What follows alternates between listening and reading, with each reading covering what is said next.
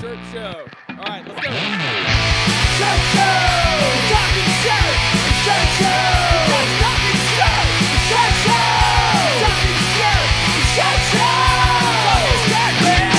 All right, episode 22 of Shirt Show. We're talking with Scott from King Screen in Virginia. Let's go! Hey guys. Hey. Hey, Scott. How's it going? All right. Happy Daylight Savings Day. Yeah. Apparently, Daylight Savings is also tied to the weather, according to Dylan. So, which is pretty cool. I didn't know that. I didn't say that once.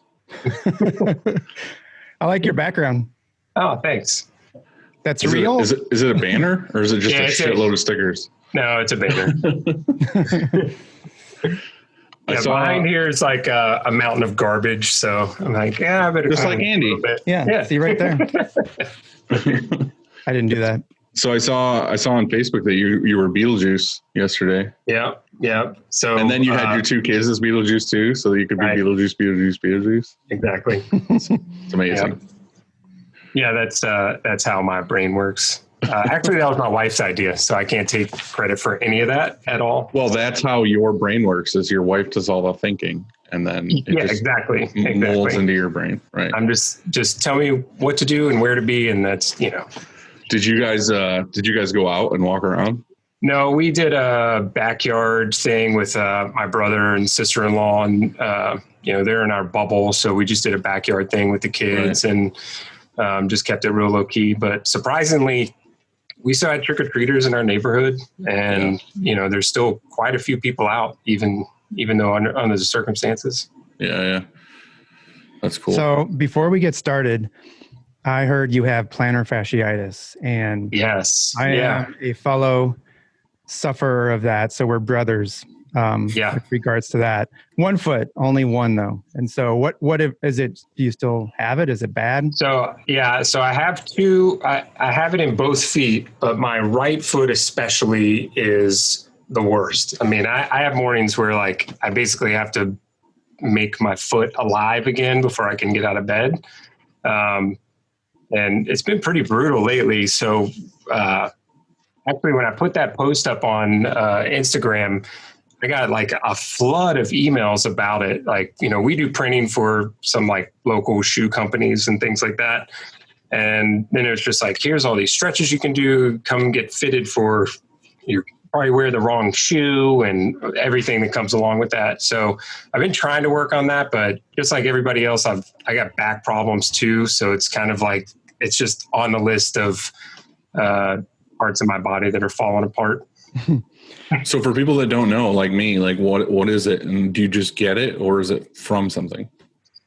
So it's my understanding that it can be just by overstrenuous work. So just being on your feet too much or overusing your feet or injury. I'm not quite sure exactly what medically is happening with it, but I can't explain that part, but it just basically hurts all the time. Well, it's ball girth, right, Andy? Yeah, I did learn about my ball girth when I went to get fitted for a shoe. It was the ball of my foot, unfortunately. But no, it is it's normally a symptom. It's not a cause, and it's just my right foot. So. What I found though, I kind of did the same thing. So I posted 2 months ago about it and I got the same thing. I got floods of, you should do this or go here or do that. Well, I think that, different things work for different people. And I eventually went to a podiatrist and spent a crazy amount of money, which I shouldn't have had to on like a boot even that I bought from there that I didn't know was going to be $375 and things like that. But it did help a little bit. But what I found helped the most is, I don't know if you've tried this yet, is a compression sock from Target. I bought a 2-pack. I've not, but that was on the recommended list of things. Dude, that made the most difference within, I would say, 2 to 3 days for me. Wow. Is a compression sock, and it was like $10. Two of them for $10. Yeah. And also then the podiatrist fitted me for some special just insoles. support the arch, and it's a lot better. It's improving. So I can't wait to see the ratings of the show, because we're talking just all this feet talk. This isn't about screen printing, Dylan. This is about podiatry. We're gonna get all these people with foot fetishes. They're like, I fucking love that episode.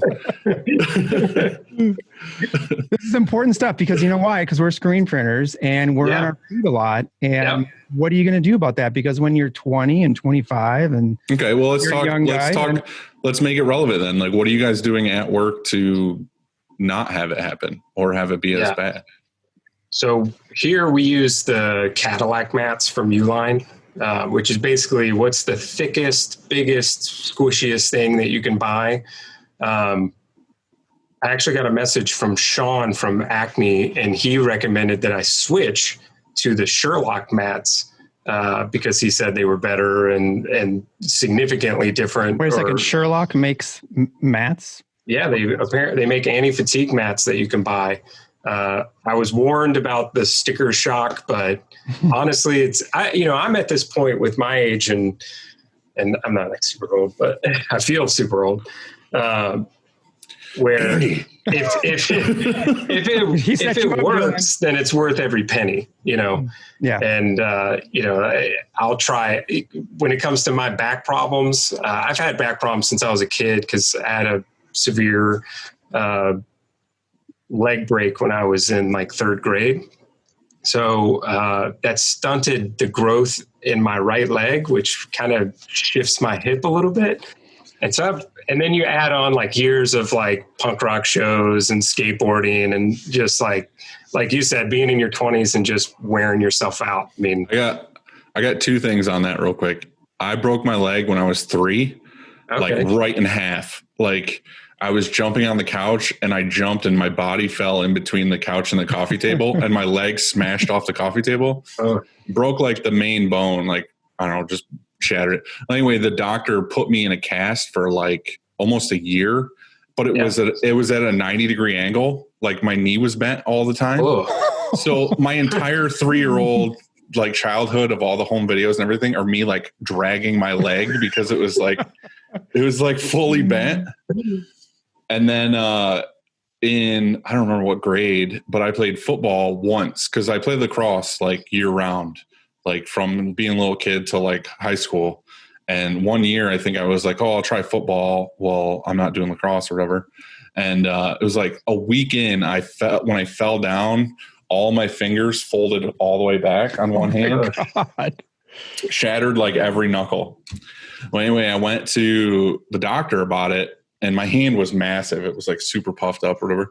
And the doctor's like, our main concern is that you're in your like, as a teenager, you're like at that point where you're growing and your body's like growing faster than it normally would, as because you're a teenager. And he's like, all of your knuckles broke on the growth plates. He's like, I don't want to like scare you or anything, but like one of your fingers might grow like way longer than all the other ones. And I was like, that's fucking terrifying. Well, imagine my ring finger being like this long and all my other, I'd be like just weird dude with super long finger. So did that happen? No. Oh yeah. All my fingers are way longer than this. I put it, Andy put it, or Chad put it in a tiny hand. But anyway, yeah, back to, you guys keep going with your story. I hope your plantar fasciitis improves, because I know what a bummer that is. And I mean, it's hard too, because you're always walking. It's not like you can. Oh yeah. If it's your elbow or whatever, you can maybe rest it. You know what I mean? You're not using it as much or something like that. But you got to walk somewhere. So how I'm helping improve it around here is I have everybody carry me to wherever I've got to go. So it just makes. You just have the electric carts that you drive around on, like in the grocery store. Hey, that's a good idea, actually. I think you guys have the opposite problem I have, because you guys are up walking around doing stuff around the shop all day, and I'm sitting at the desk. So I just have like that bad back problem where I just am sitting all day long. And yeah, it's just really like I have really bad sciatica. Like even right now, like my leg is like numb, and it's numb most of the day. Like the designer room, we have those sit-stand desks, so you can, they're really high. Or there's that Veridesk, I think it's called, you could get. But they love standing, I don't know, probably half the day, roughly, just standing there at their computers. And then You can get on the stool and sit. I just try to get up like every half hour, 45 minutes and walk around. Right on. But yeah. So anyway, you watch anything cool on Netflix right now or any streaming service? We just finished The Haunting of Bly Manor. Dude, so many people are telling me to watch that. Yeah. It was all right. I mean, I just am not into like scary stuff. Yeah, me neither, really. My wife's super into horror stuff. So we actually just watched It for the first time. Neither one of us have seen either one. We watched the newer one, which is pretty hardcore. So you watched the second one? Yeah, we watched the remake. Oh, yeah. But not the second one of the remake. No. Yeah. Just the first one. Yeah. Right. Dylan, I think we should make a point to not talk about screen printing at all for like this entire podcast. Episode? Yeah, it's just three of us, and we're all screen printers, and we just talk about random shit. I don't want to talk about printing anymore. It's disgusting.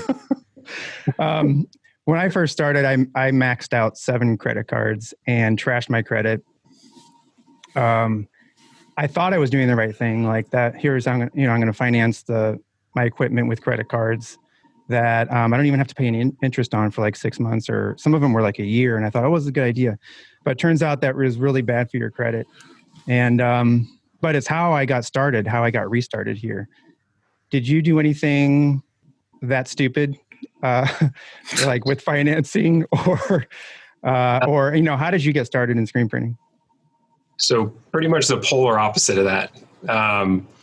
I was first introduced into screen printing by my high school art teacher, who had been a screen printer herself in the early to mid 70s and never even heard the word screen printing, didn't know anything about it. She just walked into class one day and said, I'm going to teach you guys about silk screening.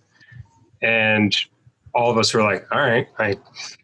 On t-shirts? That? Like t-shirts or on paper? So it was on paper initially, but through the course of the semester, my school or class project for that class was to, of course, just like everybody else, to print t-shirts for the punk band I was in at the time.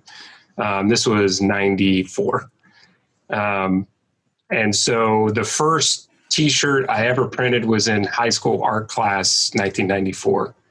And just like immediately was connected to it, very passionate about it, picked her brain about everything about it, which of course is very limited. And by 94, stuff that she knew in 74 didn't necessarily apply. But very remedial, like wood screens, cord stretched. You didn't even reclaim screens. You just pulled the cord out and threw the mesh out and put new mesh in and cord stretched it. And so from there, I was very interested in it. I've always had super supportive parents. My dad is a very knowledgeable guy. He's an engineer. And so I'm like, hey, I need to build some sort of contraption to do this better than just like shoving a piece of cardboard in a shirt, laying it flat on the table, trying to hold the screen in place while I print it with the other hand. That's what we do now. Yeah. I mean, now I know better that's, You're going to do this. You're going to build this at home, like in your garage or basement or something, or at your parent's house. Yeah, I saw you made a post the other day, or somewhat recently, about that, didn't you? Like your old setup.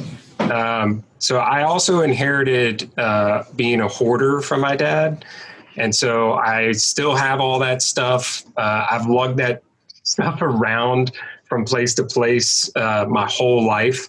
It's basically a 2x4 workbench that has a big heavy bearing. I think it was out of a Xerox machine that he salvaged from the dumpster at the cement plant where he worked his whole life. And the arms of the carousel were made out of scrap metal pieces from a filing cabinet. And then those actually come down into 2 10-penny nails, and that's what held it in place. And then he cut angle iron into, added a second bend to it. And then we had threaded posts where you could actually kind of shift the screen around, and that was how you registered it. And around the same time that happened, my parents had their kitchen remodeled. And so the platen, he actually repurposed one of the old kitchen cabinet doors because it was laminated. And so you could spray it down and clean it off. This is probably a decade before I knew what platen tape was or that existed.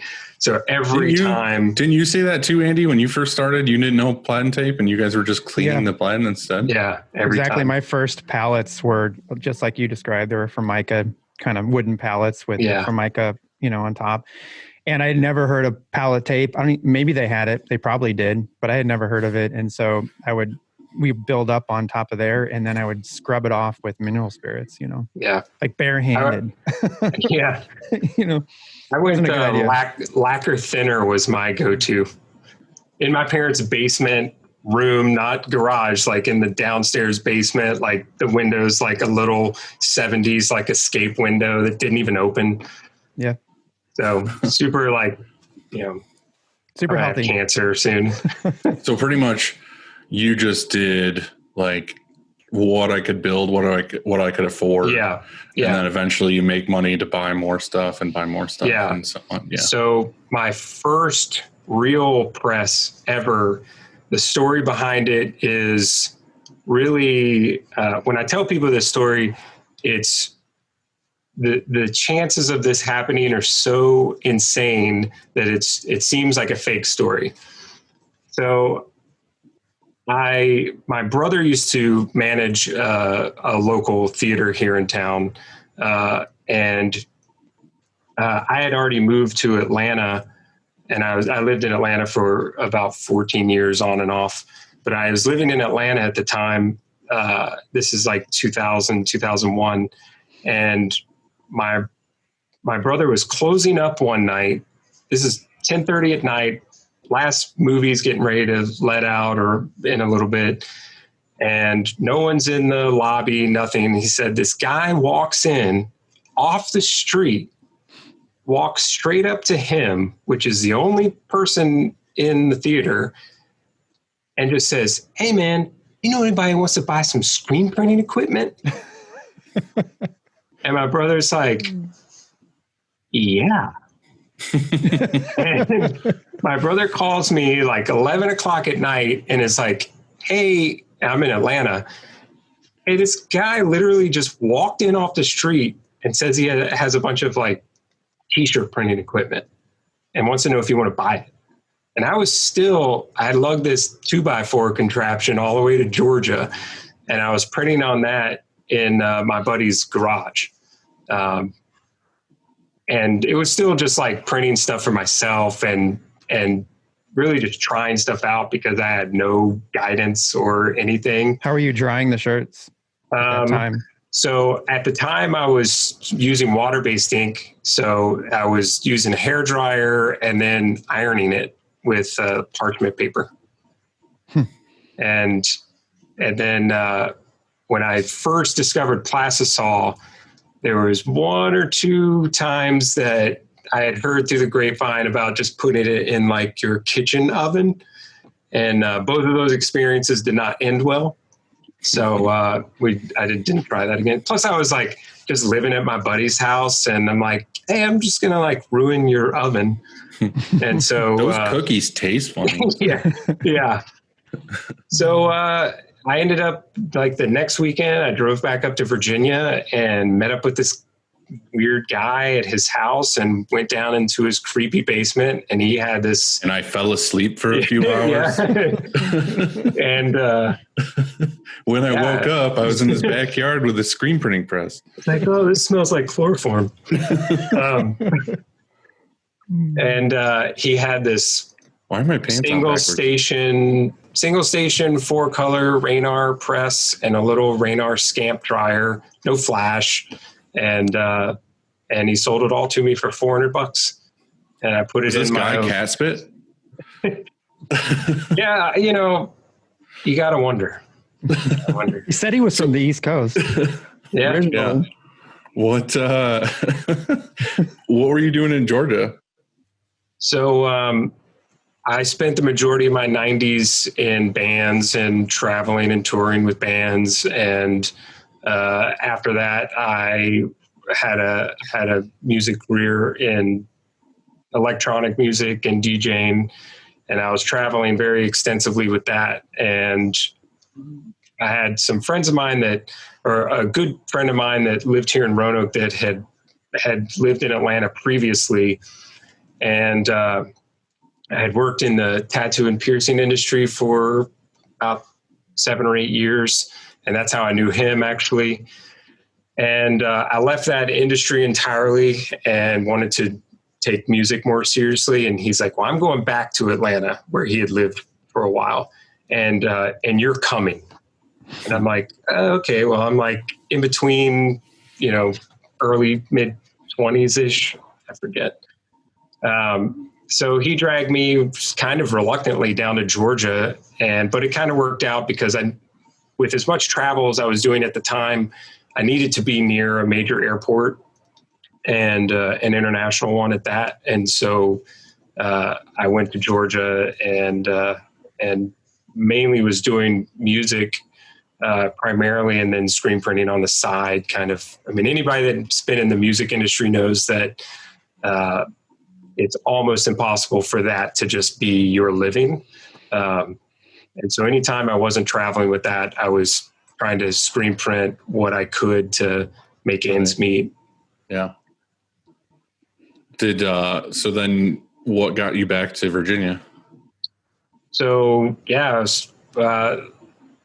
I'm the only one in my family that ever moved away. And so I was just visiting here a lot. And I've described this the same to a lot of people. So when you live in Atlanta in your 20s, it's amazing. It's like exciting. There's tons of stuff going on. You can eat at a restaurant after 9 o'clock. And then when you're 30, it's like, all right, yeah, I was trying to go to the grocery store and have it not take 3 hours. And then every year progressively through your 30s, you're just like, I fucking hate this place. I feel like we had the very same experience. It just gets draining. I mean, I feel like anybody who lives in a major city probably agrees, like, it's exhausting.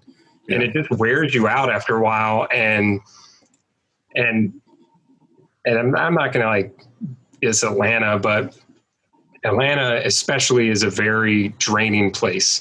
You feel very isolated, and you feel just like everybody's just kind of in their own zone, doing their own thing. And it just wears you out.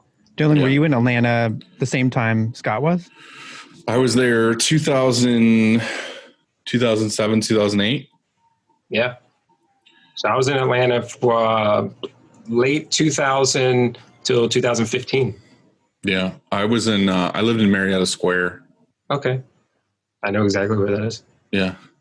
So I actually lived in Midtown, so right near like Atlantic Station. Yeah. And then we were in Decatur and in a basement of a house for less than a year. And then we moved into a work-live loft that was actually downtown, which was super fun because I was on the second floor.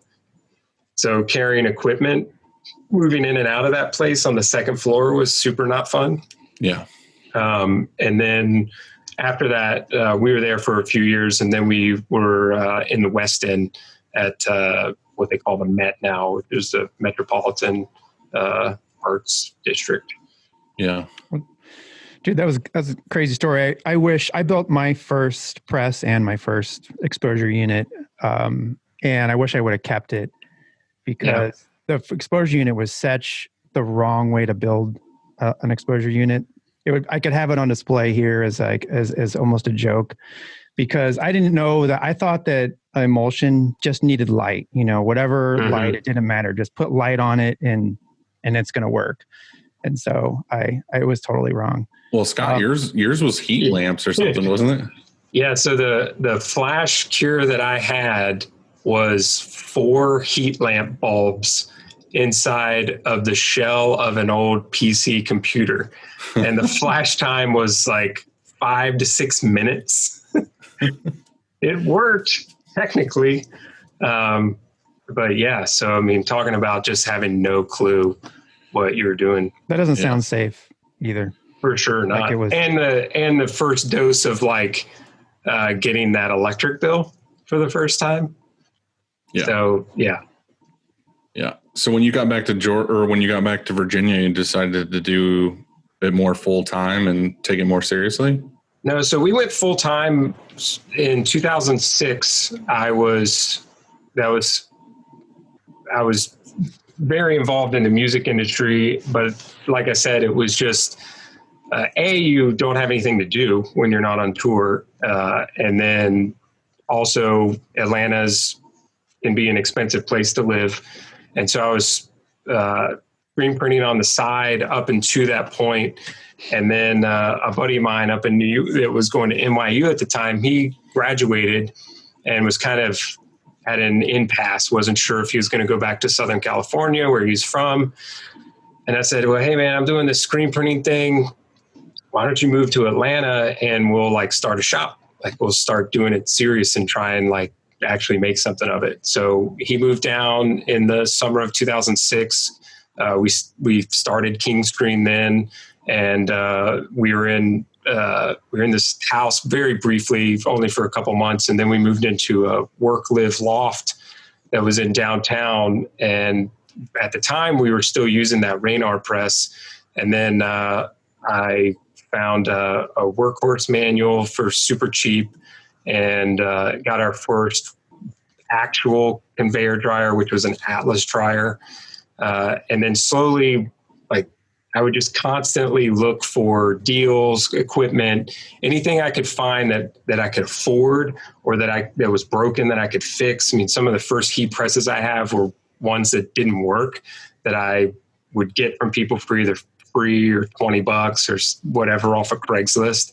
And then almost always it's something super simple, like the power button wire melted off and you solder it and it's like, oh, it works again. Yeah. And so we actually built King Screen very slowly because we were the polar opposite. I never put anything on a credit card. I never took out a loan. I didn't have rich parents shoveling money into my shop. And it was just whatever I could do to expand or to improve in the slightest bit with just what we had available to us. And so, I mean, it used to be my daily routine where I would just go on Craigslist and just search screen printing and just see what popped up. Is there anything new that somebody's getting? I mean, it was always like some guy had something in the corner or it's in his basement. And that's another benefit of being in somewhere like Atlanta where there is just this constant, like, Lawson had an office there and I think someone else had an office there. Well, isn't there like a NASDAR office down there too? I think there was. TechSource has one now, but they opened that only about a year before I left. That's what I was going to say though, is like for me up here where I am, like there's zero screen printing stuff on Craigslist or Facebook Marketplace or anything like that. So, and that's how it is here for me now. Yeah.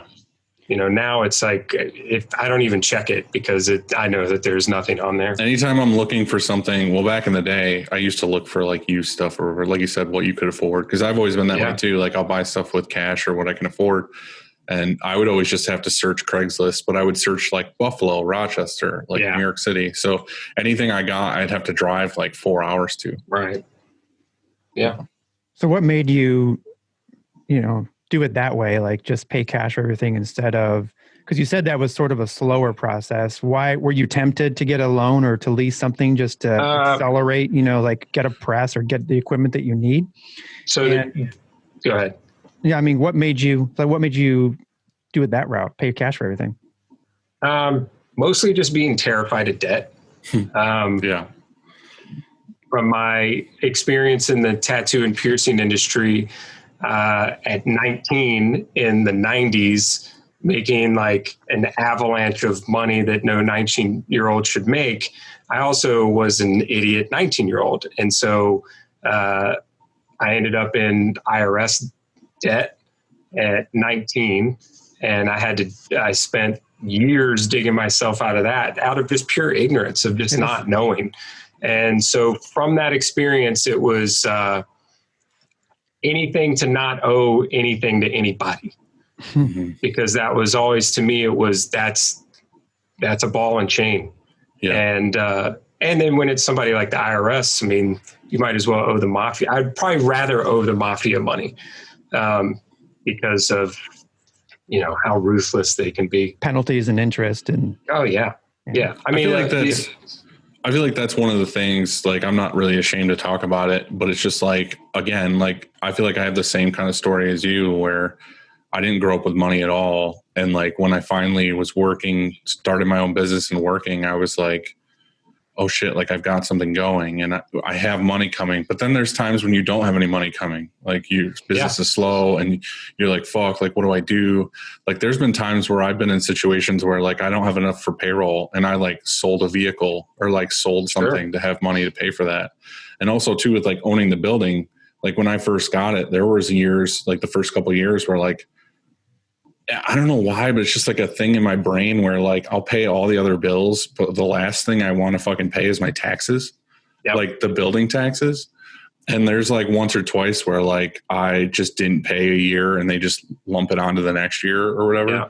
And then you get that notice of like, if you don't pay this, like your building's going to go up for auction. And you're like, oh shit, yeah, I'll pay that now. Like you have the money to pay that bill the entire time. Yeah. You're just like, fuck the IRS. Like I'm not paying them. Like you're trying to stick it to the man as long as possible. And then they're finally like, we're going to take your shit. And you're like, all right, fine. I'll pay you. Yeah. But yeah, that attitude changes a lot too. When, I always found that it was easier to have that mentality when you're in your 20s or your early 30s and it's just kind of you and you're just doing your thing. But once you get married and you have kids and there's other people relying on you. Yeah. Then it's not about you anymore. And you have to protect yourself in a better way. And, and then you run into situations like 2020 and COVID because, we fortunately have fared pretty well during this time. And I think I can credit a lot of that to not having these mountainous lease payments or building payments and things like that. I feel for the shops that, they have $60,000, $70,000, $80,000 payrolls, and then they've got another 20, 30, 40 in lease payments every month. And then insurance for all that stuff that they don't actually own. And it just adds up and it gets so out of control so quickly if you're not careful. And that was us in the beginning too. I mean, we made every mistake in the book. I mean, even when we first got our first bookkeeper and an accountant, they took a look at what we were doing and they were basically like, you guys are idiots. You guys have made every mistake in a book. I mean, even in 2013, we were audited by the IRS and we got a huge fine because we didn't know that we had to charge tax on shipping rates. We just thought, oh, it's going to cost us $17 to ship this box, invoice them $17. What we didn't realize is in Georgia, you have to charge tax on the shipping. And we didn't do that for years. And then the IRS is like, you didn't do this for years. And so like you said, we woke up one day and the IRS is like, all right, we've completed this audit. We've found this is your error. And here's your like $7,500 fine. How long did they give you to pay it? Like a week. Yeah. I don't remember exactly. I don't believe there was a time frame. I think it just became attached to our just the tax year. It just gets added on. It's like you owe this big thing plus this and all this, like this big mistake that you've been making. But that's just out of pure ignorance. I mean, we just didn't know what we were doing. Yeah. When it came to actually operating a business, like we had spent a tremendous amount of time just absorbing every ounce of information, trial and error, just everything we could do to learn how to screen print and build the company and slowly get better equipment and try and better our abilities. And totally like, yeah, we make some money. I mean, in the very early years of even Kingscreen, we were such idiots about it that we basically would just like keep all the money for the whole month. And then at the end, Dave and I would just split it. Like, all right, we made this much money. Like, here's your half, here's my half. And that's it. So we would basically take the company to $0 at the beginning of every month after we paid all the bills and the rent on the loft and stuff. And in retrospect, it's like, what the hell were we thinking? And I feel like we've had this discussion with a couple shops, and there's definitely different types of people, like screen printers in general. Like I said, to me, it's very like, it's an art and it's a craft and like all this other stuff. But there's a lot of people that are in this business for the business part of it. They look at it in like numbers and fucking data and like all this other stuff. And like, I'm the opposite. I'm like, I found screen printing. I fell in love with it. I just wanted to make cool shit. And then the business side of it, like the numbers and the taxes and the fucking all this other stuff, that was like a super afterthought. It was like, 100%. Let's figure out how to make money to like have me and my buddies do cool and fun shit. And then like, we'll figure that other stuff out later. And like when a bill comes, it's like, we'll pay that before we get in trouble. Yeah. And then we'll move money to here and move money to here. And it was like, it literally took me like 8 years in business to finally be like, all right, let's like figure some of this shit out. And like, even with my accountant, like I tell her straight up, I'm like, do everything. Like I trust her so much. And I really do trust her. She's a great person. But like, I tell her, I'm like, treat me like a 2-year-old, like literally every Wednesday, just tell me what to do and I'll do it. Like automate as much as possible. And it's funny, like she gives me like this fucking like cream colored piece of paper every week with our payroll that just says like, have $5,432 in your checking account on this date. Yeah. And then everything else comes out. Like, I don't do anything. I literally I pay her enough every week to just be like, do everything. And I'll just focus on like screen printing and making shit. Like, I don't want to do anything else. And I had the same thing like with you with like, there was one year where I think it was workers' comp or something like that, where they do the yearly audit on like your payroll. Yep. And they messed up and they put that like my yearly payroll was like 25,000 or something. And every time they do the audit, they make you like sign the thing saying like you agree to the audit, blah, blah, blah, whatever. Let's start the next year. Well, anyway, I signed it because I don't fucking read that stuff. Like I don't care. I'm just like, get the shit out of here. I don't want to deal with it. Well, anyway, like the whole year went by or whatever. And then they realized their mistake and they're like, oh, it should have been like, we should have added another 0 here.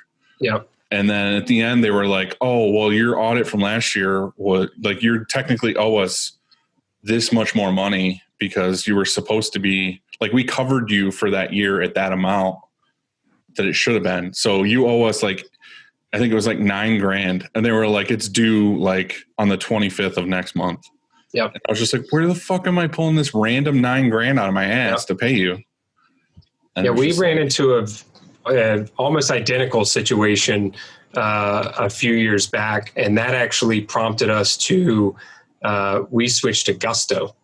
So all of our payroll is through Gusto now, to where every other week I log into Gusto, I plug in everyone's hours we use Time Station on an iPad. Everyone just has a QR code that they log in and out of or check in and out of every day. I log into Gusto, I plug in everyone's hours, click the go button, and that's it. And Gusto does everything else. I mean, when you have a new hire, they're self-onboarded. Gusto files all your state and federal new hire forms. They file your quarterly reports for you. Like, I just get an email that's like, hey, we filed them. Have a good day.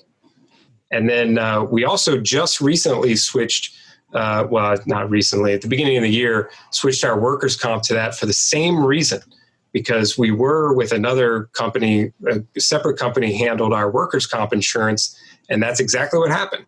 They sent us this audit and they're like, oh, actually we goofed and we realized it's actually this. And I didn't get hit with $9,000, but it was like $3,500. And just like what you said, it was like, yeah, this is due and we need this at the end of the month.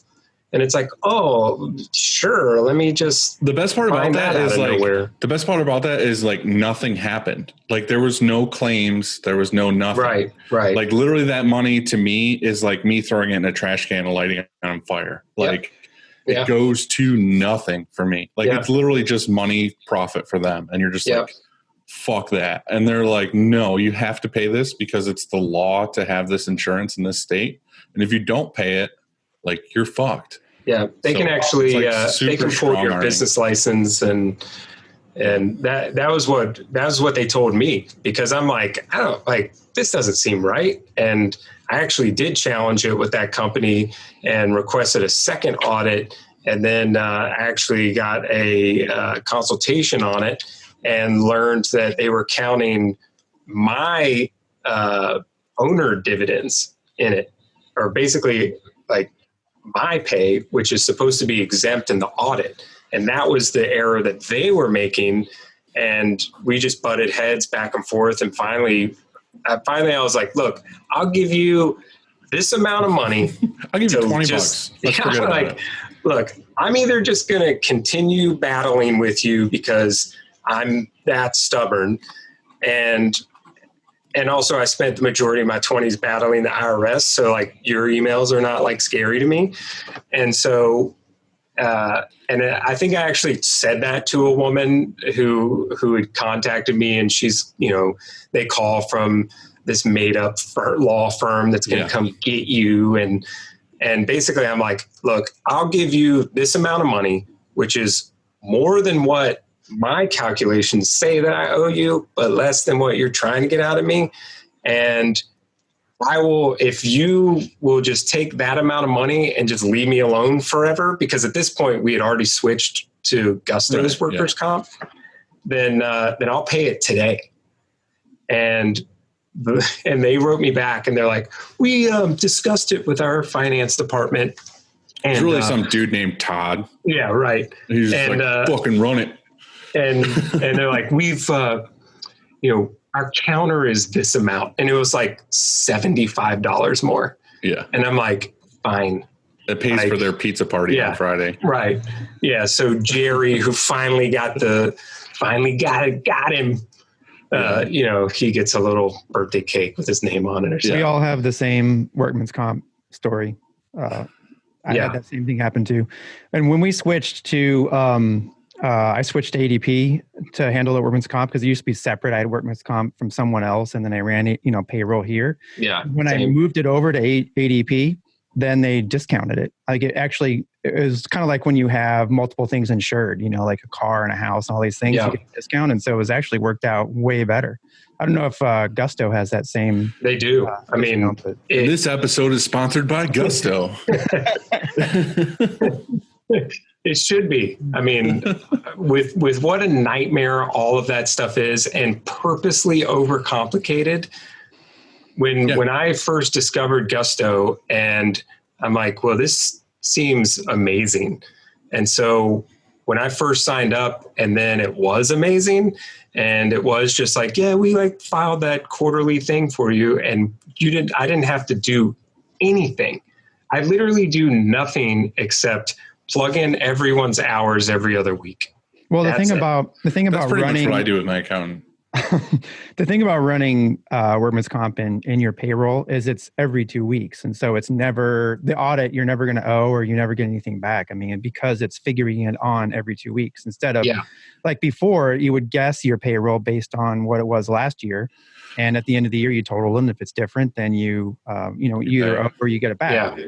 When running it every 2 weeks, it's accurate. So you don't have to worry about that.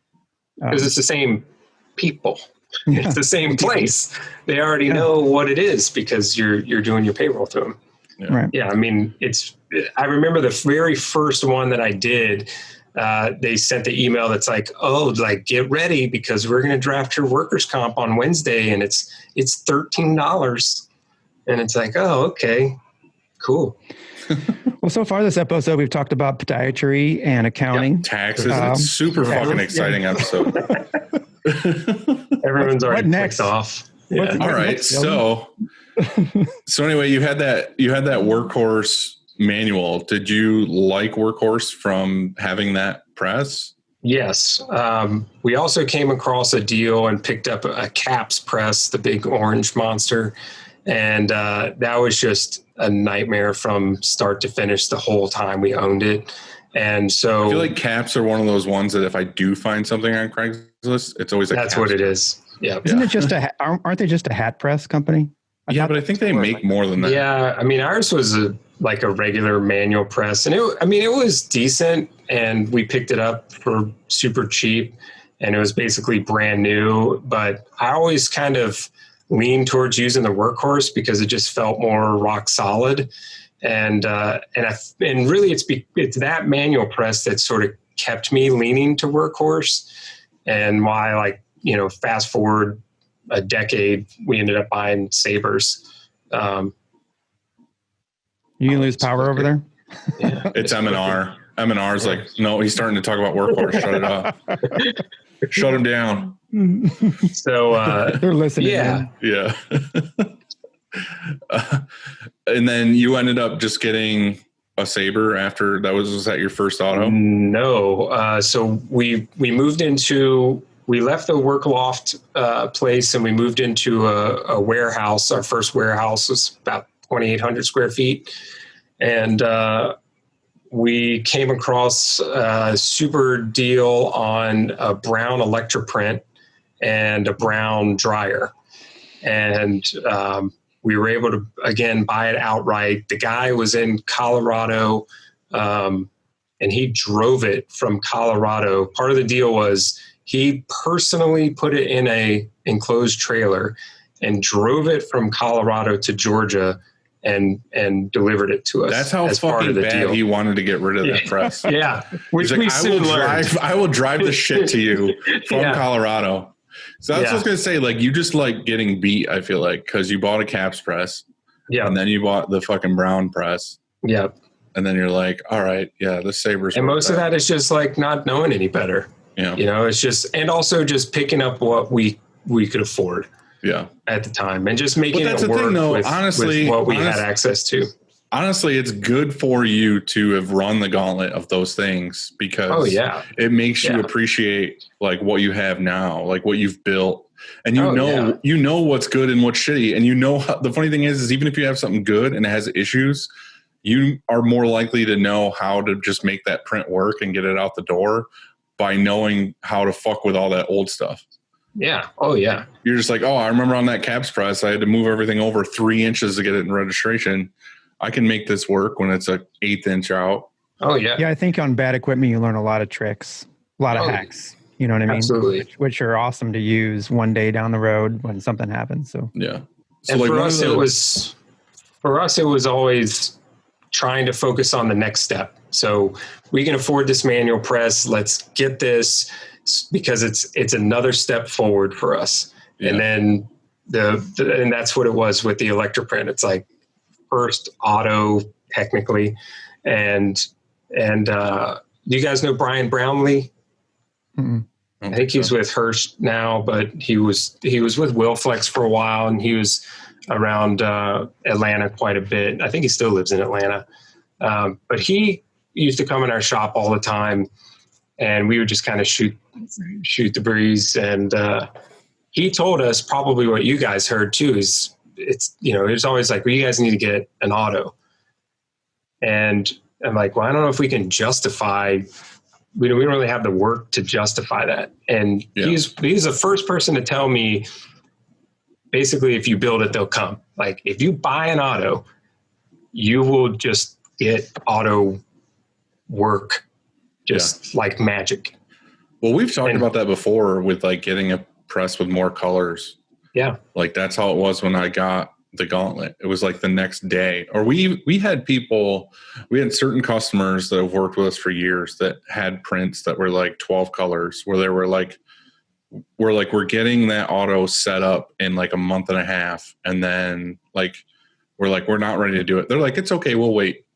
Like they're literally waiting on an order for us to do because they know we can do it in like a month and a half. Yeah. And it was like, as soon as we got it in, we had so many more orders that worked for that press. And like you said, I feel like once you get the capability, I feel like it's not necessarily the press coming in your shop. It's like the confidence you have and talking to customers about certain things that you're like, oh, absolutely. Yeah, we can do that. We can do this. We can do that. And it's like, I feel like that's what just like draws people in, is like your confidence in doing things. So Absolutely. You said you were a hoarder. So is it that you still have the caps press and the brown press and everything? No. This stuff, or do you sell it? I did at one point. By the time so how I got back to Virginia is my whole family still lived here. Atlanta had drained on me for a long time. And I was actually visiting Roanoke quite a bit. I mean, on a very regular basis, visiting my family. And my sister-in-law's best friend, who is now my wife. And I met her just by visiting Roanoke so often. And that was that. I mean, as soon as I met her, and that was it. So all the talk of going back to Roanoke just came to a head like very quickly. Well, not that quickly, because we spent a year planning a relocation. So we did a year-long distance while trying to operate the business. And my business partner that I started this company with, he exited the company and he went back to Southern California to start his own company. Is he printing? He's not printing now. He does front end development now. But we transitioned back to Roanoke, which is quite an ordeal. We spent a year planning it. We planned it so strategically and so thoroughly that our production was only down for 5 days. That's pretty awesome. And we also did that personally. I mean, my wife and I, we did 6 round trips in a 26-foot Penske truck with a liftgate. How far is that, Atlanta to Roanoke? Like 8 hours? Yeah, in a Penske truck with a governor, it's about 10. Yeah. So how do you keep your customers when you move? I mean, your customers are not from Atlanta. I mean, how do you retain everybody? So at the time of our relocation, we retained over 70% of our clientele. Basically because once we had made the decision, we're going to relocate to Virginia, we had been in Atlanta for 9 years. We were established enough that we approached our top clientele and just said, here's the situation. We're going to relocate the company. We did have a couple clients that were trying to convince us to stay, but we're going to relocate. We're going to now offer free shipping to you. And so the majority of them that mattered didn't care. At the time, we had a large. Those are the ones you want to keep anyway. Exactly. I mean, we shed a lot of accounts that we really just didn't want anymore anyway. Mm-hmm. And at the time, we were doing contract printing for a large company, and we approached them and just said, we're moving to Virginia, and just pitched them like, we want to keep the Georgia region, keep printing for that region. And then we would also like you to give us the mid-Atlantic region and give us the work from there, at least in the Southwest corridor of Virginia and North Carolina, et cetera. And they were just like, okay. And so that was kind of our safety net in a way, because that was, in a way, it was kind of a guaranteed monthly. We did a certain amount for them always. And so then there was a little bit more confidence with the company as well. But most of our, I would say our top 10 clients, they're like, we don't care. Like, they weren't coming to pick up stuff anyway. Mm-hmm. We were shipping to them anyway. So when we just went to them and just explained, like, the only thing that's going to change is the return address on the box. And, we just made sure that we prioritize those jobs to make up for a 1 or 2 day ground shipment. And, that's one of the great things about Roanoke is we have a UPS hub here. So our 1 day ground ship radius is very large. And so we can send a 1 or 2 day ship ground to almost the entire East Coast. I mean, it's not till you get up to like Vermont or Maine where it might be 3 days, but we're a 2 day ship all the way to like Fort Lauderdale. So or upstate New York, where it's maybe right up. Yeah, exactly. So yeah, I mean, we planned it out, and we just spent a lot of time talking to our clientele. And at the time, we maintained a tremendous amount of our clientele. And then we also moved to Roanoke, Virginia, and we showed up and moved into a 10,000 square foot building with 2 automatics. So we kind of, we came to town with a lot of firepower. Awesome. Was there any shops like nearby that were pissed off that you were there? Sure. Yeah. Sure. Yeah. Yeah. We're actually, in the very beginning, because we intentionally just kept everything under the radar, just period. Besides reaching out to really only about our top 25 clients, those are the only ones that we actually had conversations with. Everybody else kind of was like, just woke up one day to a social media post of a picture of a Penske truck in front of our shop, and said, load 1 of relocating to Virginia. Yeah. And then it was on the radar also. But we had shifted a lot of our marketing to Virginia like months prior. And, we actually came to Virginia with little intention or really necessity for gaining local market here. We're kind of like you, Dylan, where we don't necessarily rely on local business, not as a company as a whole. And right. That again has served us well through COVID times. Right. Do you do marketing, like a lot of marketing, or is it a lot of word of mouth for you? It's almost entirely word of mouth. We have no salespeople. We don't do any sales work. We do very limited paid advertising. Usually it's Facebook or Instagram, like just boosting posts that we might want to. I don't put any money in Google. I used to for a long time and really saw nothing from that.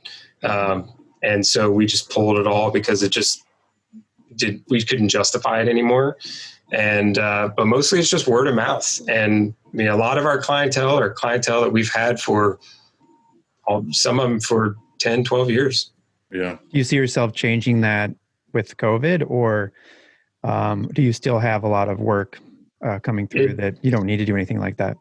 So yes and no. I mean, like most other people, at the beginning of March, we launched a community store. We were actually launching individual stores and realized very quickly we had a couple of smaller places here locally that actually reached out to us and said, hey, we'd love to do an online store, but we're like this little boutique. Like we don't have the following to get enough people to visit an online store just because we tell them to on Facebook. And that's when my wife actually was like, well, just put them all in one store. And we kind of had our light bulb moment with that, where it's like, well, all right, well, let's build a local store and just put everybody in. So the bigger breweries in town that are going to send flocks of people to this online store, they're also going to see the local florist shop and pick up their shirt too. Who'd you build that store with? Was it Inksoft? Inksoft, yeah. Yep. Yeah, we did the same thing, and it was so easy to put together. Oh yeah. A community store like that. I think we ended up with 80 or 90. Yeah, we had businesses. We had some. Yeah, I think we were 90. I think as of right now, there's like 123 different shirts in the store. We still have it open. Yeah. Wow. So how are you fulfilling that? So we catalog the screens. So we have 2 pallet racks full of all the screens because we did the same thing that everybody else, it's one color print and one shirt type. We've now let some companies add hoodies and stuff as well. But, we realized it's not doing the volume that it's doing anymore. But who knows after Tuesday, and who knows what winter is going to be like. But we already had all these screens made. All the screens are made. They're already cataloged. We spent the majority of March figuring out all the kinks and figuring out how to make it work. And so then we just we reached out to a lot of the companies after a couple months and are just like, do you want to just leave it and see what happens? And so it's not necessarily a big deal. Now, instead of doing that every day, we're filling orders like once a week. So how do you decide what order you print? I mean, do you close the store every 30 days and then print all, the shirts that were ordered, or you just grab one and kind of go as you print? So we don't close the store. It just stays open the entire time. And then once a week, we export all the orders out of Inksoft and then fulfill those orders just on a recurring schedule. It's a lot of work. It is. But the side effect of that, and that connects to what we were talking about, the side effect of that we didn't necessarily intend is a lot of it put us on the radar with a lot of local people who, even after 5 years of being back in Virginia, we heard on a regular basis, we didn't even know you guys were here. Dude, I live in a town that has a population of like 1,500 people, and I've been here for 10 years, and I still have people that don't know we're here. Yeah. And like Ron from Talk Shirty, I've got a big, giant blue building that's this color blue, the whole building. And people are like, I didn't know you guys were here. It's like, well, okay. for me, there's like one main road and then there's an offshoot road, and I'm on the offshoot. And it's like, oh, I thought you guys were still a hunting fishing store. It's like, yeah, dude, they haven't been here for 10 years. Like, what is happening? I've got a number of older vehicles that are usually parked out front. So a lot of people, I think, get the impression this is some type of car shop. We have people that come in at once. Yeah. I've got a 48 Chevy Custom that's parked outside. I've got an 82 checker cab. I've got a 65 checker wagon. That's yours? Yeah. Yeah. Awesome. I've got a weird taxi thing. I don't know why. No reason. I just like weird cars. And I recently picked up this weird PT Cruiser surf cab from the local yellow cab, went under, and they had an auction, and I picked it up crazy cheap. It's got a surfboard on the roof for no reason, bolted to the roof. And so I've got some weird vehicles parked out front. So it doesn't really scream hey, this is like a t-shirt place. Yeah. And we have these old dudes all the time that walk in and are like, hey, who can I talk to about the car outside? And I'm like, I don't have time to do that. Things just, it's American Pickers, and they want to offer you something big. Yeah. Oh, yeah. So I'm writing go ahead, Dylan. I was going to say, mine's more of a long question. So if you want to go ahead with your. Mine's probably longer. Oh, okay. So you go first. I wanted to ask you, what are you not good at your shop that you try to delegate to other people, or isn't your strong suit, and you try to pass it on to somebody else? What is that for you? So we already covered the taxes and the accounting part. So for me, I think I'm most guilty of distracting not only myself but other people. And then I am the worst at being the first to make exceptions outside of our protocol, to the point where, I have to tell, I've flat out told my office manager, don't let me talk too much and don't let me distract people when they really, instead of me, I get too chatty sometimes, or I'll go on these long-winded stories, which everyone watching this will figure out. And so staying on track with what's our protocol, what are our processes, and sticking to that. And to try and overcome that is, for me personally, it's been a little bit of a challenge. And a couple of years ago, someone turned me on to the lean, 2 second lean book. And that's been tremendously helpful and has really changed my outlook on so many things in the shop that get overlooked. And, this will also connect back to the feet thing, because in a 10,000 square foot building, you start to realize you're walking 7 or 8 miles a day, just walking around your shop doing remedial stuff that you don't even realize. If I just put a shelf up right here and put screen tape on it, or if I put spatulas on a magnet thing right here, I wouldn't have to walk 20 feet over there to get it every time I needed it. Right. And so we've put in place a lot of lean process mentality and trying to solve those problems that you don't even realize are problems. And a lot of that really boils down to inefficiencies. So trying to find solutions for inefficiencies that you don't even realize you're doing. And that's what lean is all about, is just trying to find solutions for, to eliminate as much waste. And that a lot of that includes just movement and just getting things closer to your work area and setting up your work area in a way that's efficient and less strenuous. Yeah.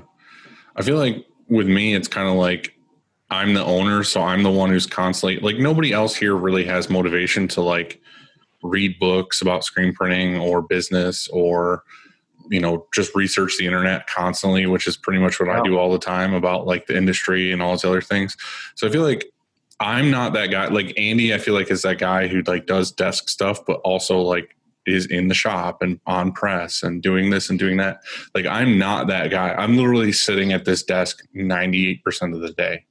Right. Like, I'm not out printing. I'm not running around. So I feel like for me, it's I talk to you guys, or I watch a YouTube video, or I read a book or whatever about new tactics or new way of doing things or new supplies or something. And then I go out and I try to like hang out in certain areas. Like if I hang out in the dark room for a week or something, I just look at things and I'm like, oh yeah, there's a new way to do this thing or make this more efficient or do this or do that. So like, that's my thing. It's like that, what's that show there? It's like Undercover Boss or something, where they like go into like certain departments and they're like, oh shit, I realized these are the real like core of my company. Yeah. And it's like, you know what I mean? They're like, it's like the bottom guys that they treat like shit. And then they go work in that shitty position all week. And they're like, oh, there's like a way better way to make this like a better place for these people. Have you ever cried after watching that episode? I don't watch that. I just know you said you did. I didn't. I said there is a show that does this. Oh, I actually cried once because you just basically gave it up that you cried. One time they, what was it? So the undercover boss goes and when he meets, like you said, he's working with everyone else, and then he finds out about their struggles and their family and everything. And then one time he gave, I can't remember what it was, he gave a scholarship or something like that to somebody who was working there to college. And then you were just on the couch tears. I was crying up. Yeah. Okay. It was, so, hey, have you ever heard, Scott, what was the name of that book? 2 Second Lean. 2 Second Lean. So I have this app called Blinkist, and it summarizes books. And so like into blinks it's called. And so it's kind of like Cliff's Notes or something like that. So you don't have to read the whole thing. That's that's kind of part of getting lean, I bet, is like, you don't have to read the whole book. You just read a few, a few of the things. So it's called, once again, 2 Second Lean. 2 Second Lean. Got it. Thanks. Yeah. And I've listened to all of Dylan's conversations about his feelings towards books. And I'm in that same category. Like, I'm not going to sit down. I feel like, first of all, I just don't have the attention span to like read a book. Absolutely not. So I'm audiobook 100%. And when I was introduced to 2 Second Lean, 2 Second Lean audiobook is on YouTube for free. the whole thing. No. And so you can just search 2-second lean on YouTube, listen to the whole thing. It's like 2 hours, and it really made a huge difference in how I approached everything. I mean, we have organized our shop and continue to refine it to the point of trying to make it not just idiot proof, but make everything make sense. And that's a big part of what lean is about is, it's fix what bugs you. So what bugs you about what you do every day? Is it because when you're setting up a job and you need 3 different Pantone colors, it's going to take you 10 or 15 minutes just to find those buckets before you can even take them to the press or to the mixer or however you're going to prep it for the press. So, we have over 700 pre-mixed Pantone colors in gallons. Our ink department is very expansive, and that's what we were doing. I mean, we had them mostly in order, but we have these big heavy duty shelves, and what we actually did is we cataloged every single ink color that we have. I know Ron mentioned this. We cataloged every single Pantone color we had, and then we put them all on the shelf and labeled every shelf 1A, 1B, 1C, so on. We labeled all the buckets with which shelf they're on. We put every single Pantone color that we have into a Google spreadsheet, and then we have that on a tablet. And so when we need to find a certain Pantone color, we go to the tablet, we pull up the Google Doc, we either search it or just scroll, flip through the pages, find the Pantone number. It tells you this is on 7B. You go to shelf 7B, there's the ink bucket. The ink bucket's also labeled with 7B.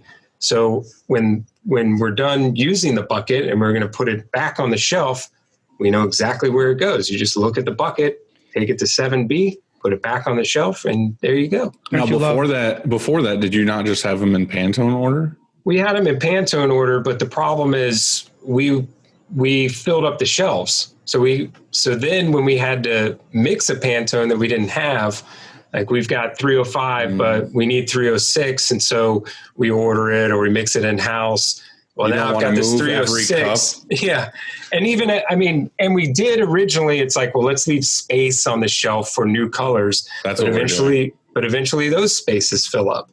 And then you end up with, well, where does this bucket go? And I'm going to need to remember that 307 is on a shelf way over there when 305 is right here. And it just got to be too much. And that's where you start to realize when you first approach a lean mentality and you start actually being consciously aware of how much you're walking, like how many steps is it from your press to the ink shelf where that Pantone is? And when you start to realize, well, that's 50 feet or it's 100 feet maybe, depending on the size of your shop, or even if it's 20 feet away from you, then you start to realize when you actually start to track that data and you start to keep track of how much you're just spending every day walking around your shop, getting the stuff to even do your job, you start to realize if I just had a shelf right here, or I was better organized, or everything was literally organized, labeled, and very meticulous, everything had a place, you knew exactly where to retrieve everything to, then how much time are you cutting down just moving around? And how much more time, like in the course of a week, is that one more job? And is that one more job that could be worth $1,000 because you are running 2 autos, or you're running a auto, or you're printing on a silver press and it's just 25 more shirts that you could bang out in a week that could make a huge difference because you put a number on a shelf. I mean, it's the biggest part of lean is everything is it's intended to be so simple. Like, where are the scissors? The scissors are right here because that says scissors, and that's where my scissors go. And it's things like that are so easy to overlook that can be such time wasters every day that it is so easy to not even think about those things. And don't you love when you go to find to shelf 7A, Pantone 305, and then you grab the bucket and then it's nearly empty? Oh, you know, it's even like better. we have that happen so often. I'm trying to figure out a way to severely punish whoever puts that back. We always have Randy who comes in and he's like, you could tell he's just like not in the mood to mix ink, and he's like, is it all right if I switch it to this one? Or just like, it's really close. I just immediately am like, dude, the customer needs that Pantone. Or if it's one that like I picked, I'm just like, yeah, it just needs to be like a light blue. Just change it on the mock-up or whatever so that it's recorded for next time. But it's just funny. It's always like comes in, there's like a 12 color print, and he's just like, is it all right if I use this one? And it's just like, yeah, all right. And I think everybody makes that type of exceptions from time to time. Well, it's funny, like you're talking about how, because that's what we have. We have like 2 big walls that have like all the Pantones in order. And for a while we were leaving like 2 or 3 cups worth of space on every shelf. We pretty much got it to where it's like almost every Pantone that we would use, except for like the really weird like browns and tans that you never really ever use. We got almost every color, but it was funny, for a little while we had this like plastic shelf that we had like some random colors on that we just didn't have space for anymore. And then we hired probably 6-8 months ago a new screen guy, and it was when it was like we had like a weird slow week or 2, and he was like, you got anything for me to do? And I was like, yeah, actually. And I had him move like every cup on the shelves to make room for those extra colors. And it was just like, it was one of those jobs where you just don't want to ever give that to anybody. But with a new guy, you're like, yeah, this is normal. We do this often. Yeah. And he just like does it. And you're like, yes, now that's done. Yeah. When we first cataloged our inks, we had someone do that, where it's like, all right, guess what your job is? Yeah. Look at all 700 of these buckets and write down a list. And then you're going to put that list into a spreadsheet and sort it. And then you're going to find all of those in order and put them back on a shelf. And so, yeah. And then they quit. Yeah. And they went all right. So I'm writing a book, and it'll be ready probably. It's going to take me 10 years. So it might be ready in 2030 or something. But neither of you are going to read it because you don't read books. So I'll have to go straight to Audible. And you're going to get to hear me reading the book, I guess, is how it's going to work. Is that what you do? Is like, I hope not. Author reads it. Sure. Or you get a celebrity to read it. I'll do that. Unexplained reason.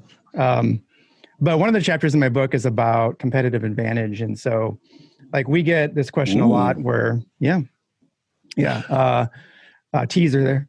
But we get this question a lot where people come to us and say, hey, we really want you to print this order for us, but can you match the price of somebody down the street? And, you know, I hate that, because that's sort of what we did when I started this. Is I wanted to build a screen printer that wasn't going to have a price war with somebody down the street or in the same city or anywhere. You know, like I didn't want to compete on price, because all we do is print and it's the same as somebody else. And so I wanted to do something that set us apart, you know, so that we could have this, so we could ask for a certain amount of money. We could ask, and we didn't have to price match.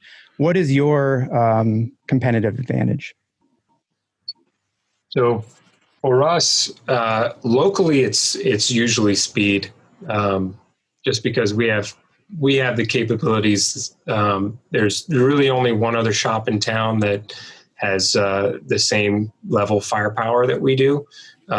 They're also a very busy shop. And when we first relocated here, we kind of butted heads with them a little bit from their end more than us. But that's now cooled off, and I actually talk to that guy pretty often.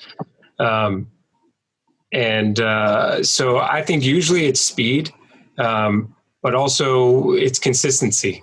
And that connects back to the lean stuff. I mean, the reason why we have 700 Pantone colors pre-mixed is because when you reorder from us, it's going to be the same ink, a lot of times from the same bucket from the last time, and the repeatability of a job. So we're never going to get a call from somebody that's like, this orange isn't the same as last time because somebody mixed it by eyesight, or somebody made an exception on press and didn't document it. And then, so repeatability and consistency and usually speed, but we've been getting hammered lately. And so we've been behind on a few jobs, and we just have to be upfront about that with customers. But I would say that that's what it is.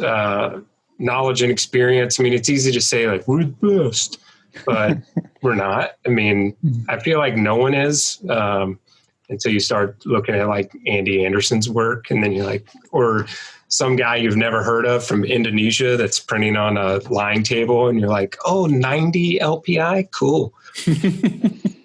Yeah, I had a 2x4 press once. What's your turnaround then? So our average turnaround times, we strive for about 10 business days. Sometimes, and a lot of times, if it's, we try and turn things as quickly as we can.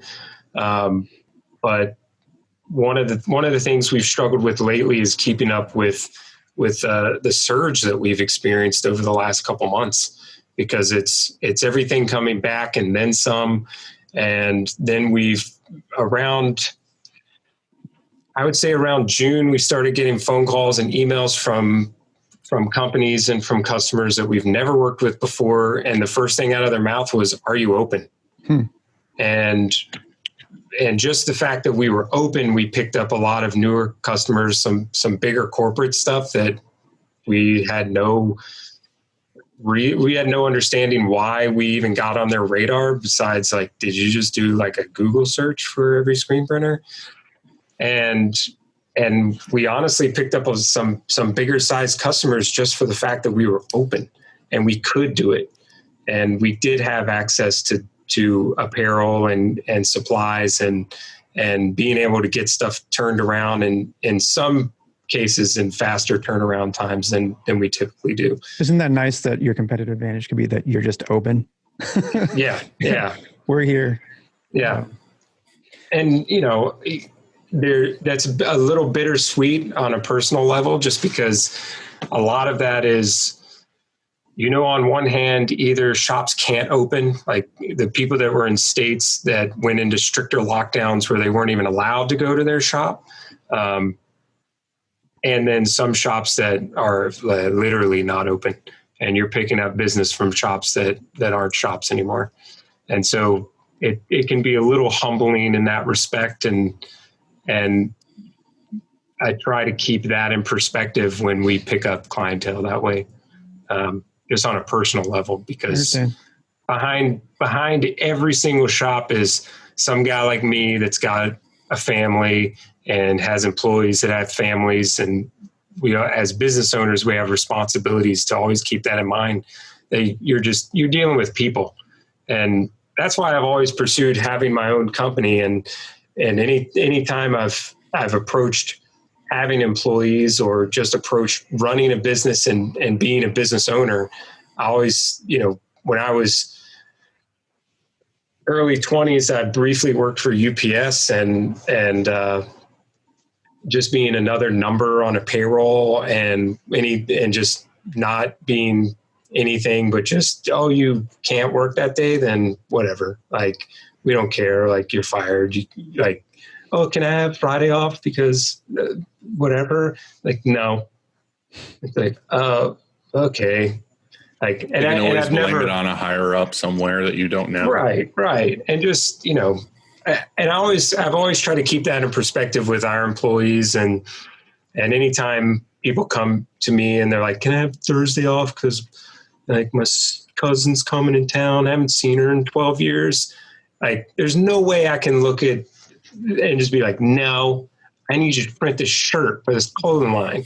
Like, I would never operate my business that way. And I always try to keep that in perspective.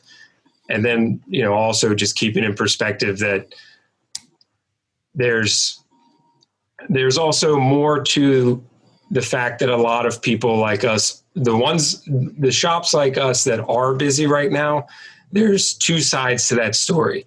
Some of it's because nothing's been happening and the floodgates have kind of reopened.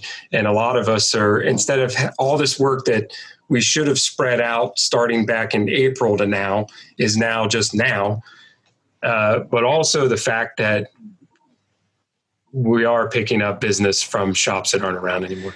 Back to what you said about people asking off and stuff. Isn't that a difficult balance though? Because on one hand, you have the answer your business you want to say is no, we need you here. We're really busy. And that's what you want to say first thing. What you want to say. But then you have to balance that with empathy and say, to that person that is part of your team. And you have to understand that, yeah, this means a lot to them. So you say, yes, you can have off. And so and saying yes, that's going to hurt either tomorrow. It's going to hurt your their coworkers or you or your business. And that's tough, but you have to, if you say no though, then all of a sudden you have a pissed off somebody from the team and they're like, screw this. I'm not going to work there. I'm not going to work as hard or whatever. And so that's part of our culture here too, is exactly what you described. I had a guy once that doesn't work here anymore that was always asking me for days off or whatever. And one time he said like, oh, I got this doctor's appointment. It's going to take all day or whatever. Like, is it okay if it was like the next day. He's like, is it okay if I take tomorrow off or whatever? And I'm always like, yeah, like if it's something like that, I'm always just like, yeah, you take that off or whatever. And then I just remember on Facebook the next day seeing like him golfing all day long. And then the best part of it was he came in the next day with like that fucking sunglasses tan with like, like he just looks face. Like he has, raccoon face. I was like, dude, what the fuck? Like, obviously you weren't at the doctor's office yesterday. Yeah. The best part is just like, you realize that like we're friends on Facebook, right? Like you tagged me in this. What are you doing? Like you had an Upstate shirt on at the golf course. Like hashtag my boss isn't here. Yeah. Yeah, exactly. But yeah, you're totally right. Usually and almost always that means late nights for me, Yeah. I'm, and especially through COVID, the first couple months, like a lot of other people, we furloughed everybody, and we still had a small influx. We didn't grind to a complete halt, but we came close. But the stuff that was coming in, that just meant, I'm getting the kids in bed and doing some family time, and then once kids are asleep and wife has fallen asleep, then I'm sneaking out and I'm coming back to the shop in the middle of the night. And then, I've got a 3-year-old that still doesn't sleep through the night. So then usually it's getting a text from Brandy, and she's saying Knox is awake. And that's the signal. Like, oh, wait, it's 2 a.m. It's 3 a.m. and I'm still here, really just making up for that time that's gotten left off somewhere else. Yeah. Well, that's the other part of it too, is like, especially with me, like I believe in pretty much everybody that works here. And I'm kind of lean with that, where like everybody that works here is kind of like a manager of their area. Like I don't have like excess people to just be like, well, there's 4 people in this department. There's 3 people in this department. Yeah. It's kind of like if somebody leaves, somebody here takes a day off, somebody is definitely picking up the other person's slack. Like right now, if like say Megan at the end of the dryer takes a day off, which is fine. That's okay if she takes a day off, but that means that Sarah in customer service, I have to ask her to go out and like pull shirts off the dryer for the day. Yeah. And it's like, and then that means that if she's out there, then all of her emails and customers of the day are maybe not getting replied to for another 12 to 24 hours or something. Yeah. Or something else, like the guy in the screen room's out for the day. That means I'm in there burning screens all day long when I should be doing 100 other things. Yeah. So yeah, it's hard, but I mean, sometimes it's just the day to day of being a business owner. I feel like you just got to figure it out. Yeah. That's the toughest part about, how many people work here. Do you have extra, like too many that are here, and then you're burning too much labor, or do you have too few and so you have too much overtime? Where's that? And how can you predict? Like, I don't know if 2 weeks from now we're going to get, jammed up again and we're going to all be in overtime. And overtime is cool for a day or two, but not for most people anyway. But for 2 weeks or 3 weeks, then there's burnout. And so you hire somebody else, but then you hire that person and then you slow down. It's like, it's like always, it's super tough. And we just had this conversation on the phone, like 4 or 5 days ago, because we were dealing with the same shit in our own shops of well, it's the thing, like we were talking about with this whole COVID thing. It's like for 10 years, it was like clockwork. Like, okay, February 28th, it ramps up for us until basically Thanksgiving. And then from Thanksgiving to February 28th, it's like kind of slow, like enough to where like we're paying the bills, everybody's happy, but like we might only work 4 days a week instead of 5 days a week or whatever. Like we're just staying busy in those. But now it's like, what the fuck is going on? Like we're busy right now. Like we would be in July. Right now for us is like peak season where it's like, oh shit, like it's summertime, when realistically, like in 20 days, we would be like, okay, what are we doing this week? Like, do we have enough orders to just like work a full week, or are we telling somebody to like, we'll hire you back in the spring?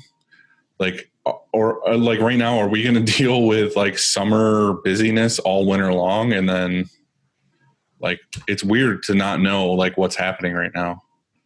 And like Randy, like one of our main press guys, he looked at it as like, his parents live in Hawaii, and he was like, oh, I'm going to go when it's slow. I'm going to go visit my family from basically, like I said, like Thanksgiving to Christmas or something. And I was like, yeah, that's fine, which it is fine. Like somebody can take a vacation or go do what they want to do, but it's like, he's one of our main press operators. So it's like, if we're going to be like this when he's gone, I need to figure something out. Like I need to either get extra help, or I need to like shop some jobs out or something. You know what I mean? Right now, I feel like nobody knows what's going to happen for the winter. Yeah. So it's weird. I mean, and that's been the side effect of COVID for everyone. And it's forced everyone to really figure out what's wrong with my shop. What am I doing inefficient? And how do we prepare for what we don't know is going to happen? Because no one has a clue what's going to happen after the election, and no one knows what winter is going to be like. These are the unknowns. I mean, Europe is going back into a second lockdown. Cases here are going through the roof. So we could potentially go back into another lockdown. And then is there going to be a burnout? Are we going to be super busy through the winter and then in spring everything goes away or grinds to a halt? Or is it or do we all need to figure out how to be efficient and keep up with how busy we are now in some sort of extended period of time? So all the winter slowdown where it's like, I'm going to organize that shelf in January, then that doesn't happen. And then, then what are you sacrificing in place of that? Or the looking at everything from a perspective of what can I improve, what waste can I get rid of, and what can I automate? Because I think that any shop that isn't putting every ounce of thought into automating any aspect of their shop right now is, in a lot of ways, I feel like it's going to get left behind. Because, I'm not just screen printing shops, but I know a lot of business owners who back in March, they're like, well, let's close up and just see what happens. And some of those businesses are already not around, because just sitting around and waiting to see what's going to happen, you're either going to be behind and not be able to catch up to your competition, or people will just have moved on by then. Mm-hmm. I mean, if we miss a phone call and 20 minutes later we call the person back and they're like, already placed an order with this place. Mm-hmm. In 20 minutes, just because you didn't immediately answer the call, then what do you think those customers are going to do when your shop's been closed for 4 months or exactly. 5 months? I mean, and restaurants are dealing with that too. The restaurants that closed up, and people are just going to go somewhere else. Like, and that's that. You know, I've heard you talk about pulling the trigger on your Cobra right at the beginning of everything and being super nervous about it. But I think, and as I'm sure you feel the same now, is that's probably the best thing you could have done. Risky as shit, not having a clue what was going to happen. I'm sure it was keeping you up at night. But now, how do you feel about making that decision? Yeah, Cobra and then some, actually. So yeah, feel good. For a bit there, though, back in March, I felt pretty bad. Yeah. But today is November 1st, and thinking in terms, thinking of goals in terms of 30-day intervals. Right now, I'm thinking, I'm looking towards Thanksgiving, and so I have a few things I want to do by then. One of them is I have Easy Way coming here the week of the 9th, and we're going to go over some chemical issues we're having in Reclaim. I want to get embroidery to where they need to be. So like for the holiday rush, embroidery gets pretty backed up. And we have one person that's going to be starting next week, and I'm getting them onboarded and ready to go. So like those are pretty much my 3 big ones between now and Thanksgiving, and then just printing everything that comes through here. Sure. So what do you have for the month of November? What do you have in So embroidery is big on our radar. That's my wife's department. I don't know anything about embroidery. One of the first little screen printing shops I worked in like 2002, I would spend part of my day in the embroidery department. And I'm sure it was what I have a major passion for screen printing, and I don't share that for embroidery. So my wife just spearheaded the embroidery department. That's all hers. However, that's new for us. We, after years of being on the fence about it and sending some stuff out and kind of testing the waters, we finally decided to pull the trigger on a embroidery machine like first week of March. Finally just pulled that trigger and got that thing in here, and then So that was your Cobra. Yeah. So that's big on our radar right now, is ramping up our embroidery, getting the embroidery department where it needs to be, and working on our organization and our efficiencies, and then trying to figure out how to keep up with what we have. I mean, right now we need staff, but it's what you were talking about. It's, well, do I bring in some people and train them and get them up to speed only to hit a brick wall in a month? And then what do I do with those people? And then am I going to be in another scary situation like at the beginning of all of this where, the scariest part of everything is, all right, well, the faucet got turned off completely, but then you still have this payroll that comes like clockwork. And so what do you do with that? And then your timeline becomes finite very quickly. You look at your bank statement and you realize I have X number of months of payroll, and then that's it. Like, you don't have anything coming in enough to sustain a payroll. You have to make decisions really quickly. And so, for us, it's we've spent the last few months looking at being as busy as we've been and trying to look at what's the smartest way that we can, what is the smartest use of the funds that we have coming in with the conscious prediction that we could stop again. I think cash. Yeah. And that's what we've done. That's a big move right there. Just having cash on hand. We've spent the last couple months basically trying to eliminate as much debt that we do have, because, you know, at this point we did have some leased equipment, but we've paid everything off. We actually we've paid off some back taxes and stuff that we still had lingering, and got all that out from under us. And then just like stockpiling and just still trying to operate as lean as we can, and trying to focus on, well, what can we automate? How can we increase efficiencies, and how can we produce the same amount of work without adding staff, and without just adding another payment somewhere or another debt that we're going to have to deal with if things dry up again. Yeah. So there's some good advice, solid advice, stockpile. So order emulsion now, order lots of it, because that shit freezes. So Dylan, what are you doing for the month of November besides buying a snowblower? What's your, what are your strategies? Trying to take over the world, Pinky. Pretty much, I'm really comfortable with the shop and like printing and all that stuff right now. I feel like everything's been really good this year.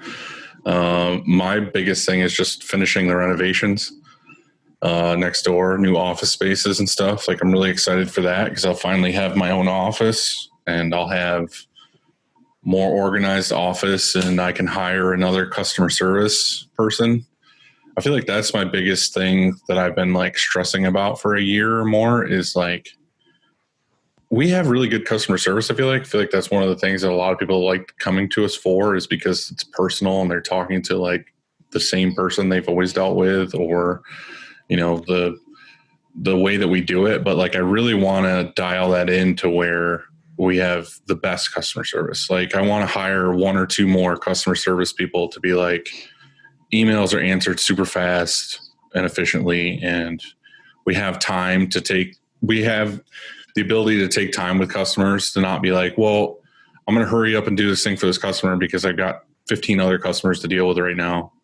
It's more like I have the time to talk them through like what shirts to use, or what, you know, different processes and prints that we could do for them. So I feel like that's what's on my radar right now. Is November, I need to finish the offices, which I feel like we're really close. We just need to get the heat done and get the floors polished, and then we can move in. And then I'm just going to sit around all winter and shovel snow and wait for spring. Yeah. Snow blow, play in the snow, make snowmen. So Scott, it's time for the Inksoft question. All right. And last night we set our our cocks back. We set our cocks back 1 hour. No. Hey, Sunday is actually 25 hours long today. And so what did you spend your time doing that extra hour? Or if you haven't, let's see, you still got time. You still have about 5 hours left. What are you going to do with that extra hour? Family time.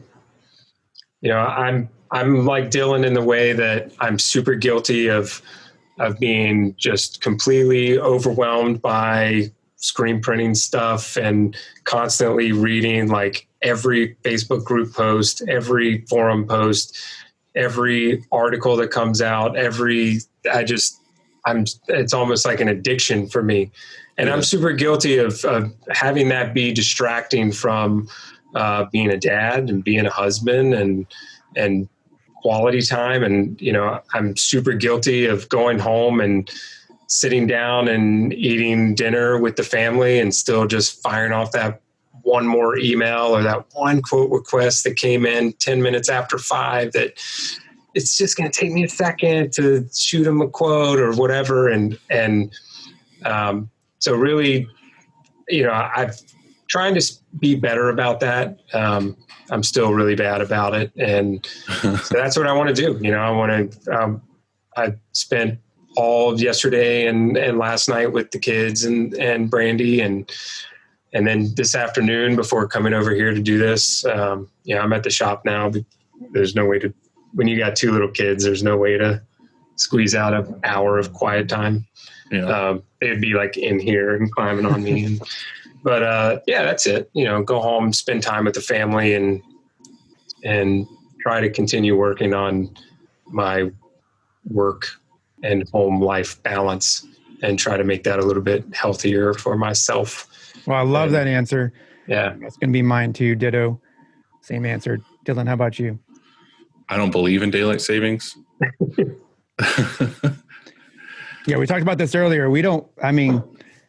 Well, for one, you think it has to do with it's winter or something like that. But really, I can't stand how it's dark. Today, the sunset was at 5:01, and so that means it's dark when we close up here. And man, there's no light when you get home. I hate that. I'd rather it be dark when we get here, like dark when I'm driving to work. Like, who cares then? I want to go home and have an hour of light, but I know we got even more so with the kids. I want to go home and spend some sort of quality time with them. And when you're leaving the shop and it's dark, it's a bummer already. Yeah. Well, there's two things I want to ask you before we finish this up. All right. One, you're that kind of guy where we talk on Instagram and stuff where I feel like you've got a shitload of fucking like Swiss Army knife shop tricks. So give me a good shop trick that you haven't heard us talk about yet. If you have one on the top of your head, I'm putting you on the spot. And then give me that, and I'll ask you my next question. So I was thinking about this the other day, and now I'm having a blank. I do have a lot of gadgets, and I like to just find quick ways to get from A to B. I'm trying to think if I can see anything out there. Just run around the shop real quick and figure something out. I feel like I need to. Well, we'll come back. We'll come back to it. I'll prep you with that question, and you can come back to it. All right. My second thing was, and we've kind of had this in a couple episodes, and I like it because it's nice when you guys ask us questions. But do you have any questions for us that you want to know about? Yeah, well, I mean, I've heard the two of you bicker back and forth about auto reclaim, and that's definitely on my radar. We actually, next on our list is CTS, because we don't have that yet, and that's our top priority next. Definitely. And then followed by auto reclaim. And we're kind of in the same boat. It's like, do we go Lotus Holland? Do we go with the Ecotex, and why? And looking at the pros and cons of those things. No, I'm going to answer this because Andy's super biased because he's an asshole. And because you have a reclaim machine, an auto reclaim machine. Right. Exactly. In my mind, I do. Yes.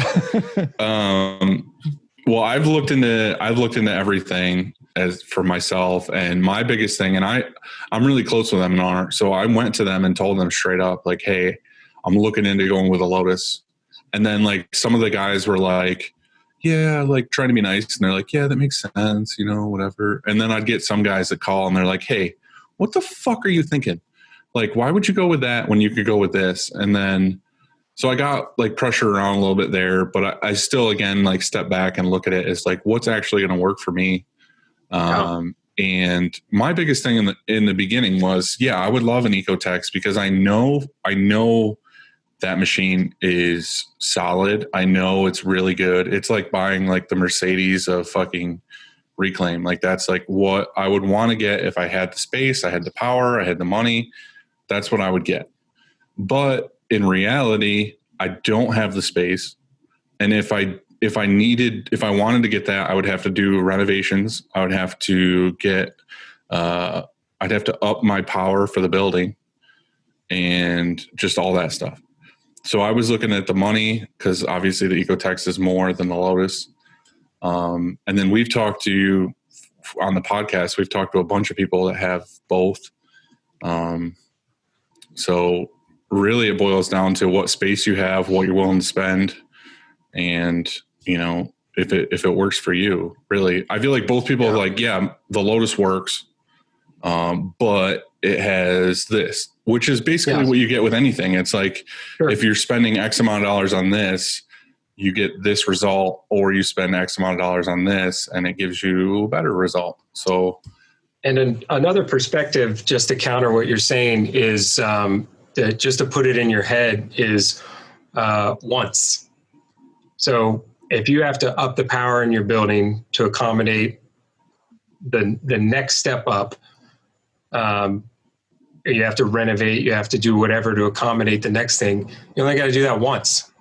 But if you buy the Lotus Holland, or, I'm not trying to compare or divide people, but if you buy a smaller machine, this goes with presses too, and any equipment really. If you buy the smaller machine that's more affordable, smaller, takes less power, or it's less effort just to get it in your building, and then you need something else, you're doing all that stuff anyway. You're going to be adding more power anyway. You're going to be renovating anyway. Which is exactly what I ended up landing on, because I was real close. I was like 75% of the way to be like, all right, I'm going to get the Lotus, because I had the money in my pocket. Like I could have literally been like, here's cash. I'm buying this right now. That's the space I have, whatever.